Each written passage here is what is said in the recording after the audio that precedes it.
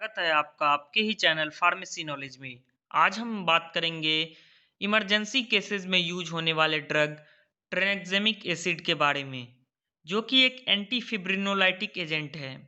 आपने देखा होगा इमरजेंसी के केसेस में जहां एक्सेसिव अमाउंट में ब्लीडिंग होता है, उस ब्लीडिंग को स्टॉप करने के लिए हम anti fibrinolytic agent as like tranexamic acid का यूज़ करते हैं।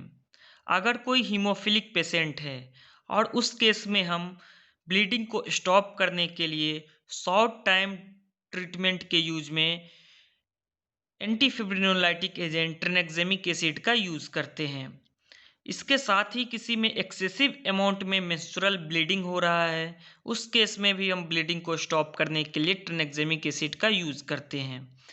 अगर किसी में ट्रॉमा का केस है या किसी भी प्रकार का एक्सीडेंट हुआ है, अगर उस केस में एक्सेस अमाउंट में ब्लीडिंग हो रही है, तो उस केस में भी हम इमीडिएट ब्लीडिंग को स्टॉप करने के लिए ट्रेनेक्सेमिक एसिड का यूज़ करते हैं।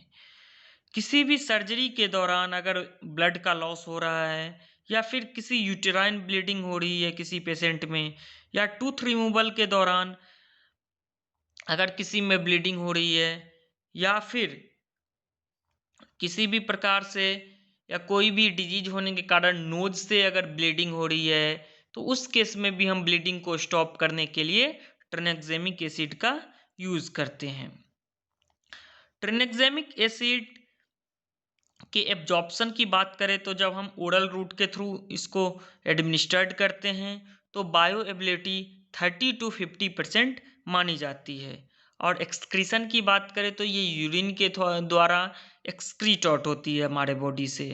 ट्रेनेक्सेमिक एसिड के हाफ लाइफ 3 घंटे होती है।